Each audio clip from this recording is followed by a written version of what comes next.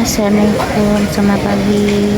Salam sejahtera semua. Pagi ni Siti makan dekat kedai laksam ni. Siti makan roti jala. Dah habis, lupa nak rekod tadi. Roti jala dia boleh tahan. Kat sini ada laksa kepok. Ni ada tulis kat atas ni. Laksa Johor. Ni restoran 3B ya. Dia baru, bukan barulah. Dah dalam tu bulan 3 bulan macam tu lah. Tengok dia punya laksam. Kita tak nak ulam ke, kita tak nak belacan ke, kita boleh cakap kat dia lah. Harga dia ada kat atas.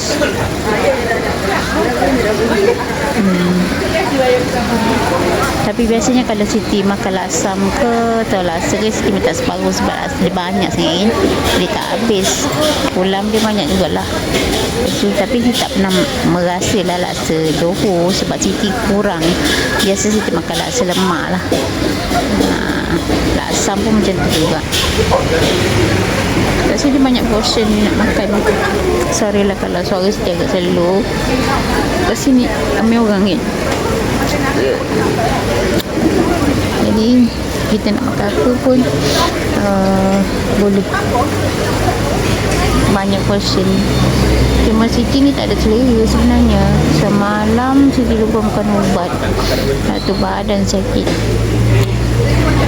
Malam lah sebab Siti makan pagi dengan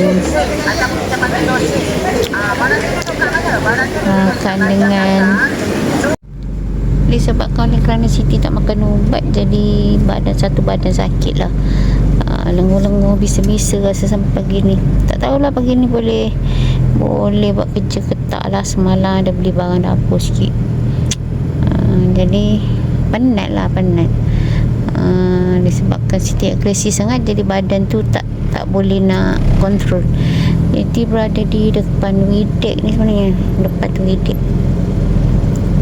Ambil cik suami ambil borang untuk ke pejabat GBA. Sekejap lagi lah, ada kawasan yang ada masuk meter tu dah ada, tapi dikunci lah maksudnya.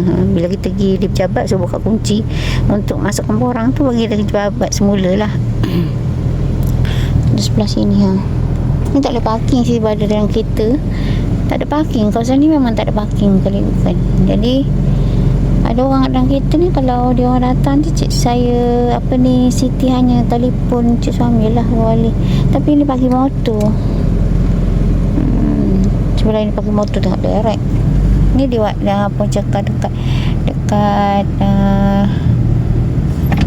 kereta lalu lalang ni, dekat traffic light ni kan, dekat Widek ni. Macam ni lah Siti pagi-pagi selepas sarapan. Kalau cik suami ada kerja, kena ikut lah. Kenapa goyang? Kereta ni goyang. Tak tahu lah, takut cik suami tu kat belakang. Dia tak perasan ni. Okey lah, sampai sini je video Siti. Jangan lupa like, subscribe, support Siti video-video seterusnya. Kalau video Siti tak ada masuk, mana Siti tak apa nak sihat lah ya. Assalamualaikum. Bye.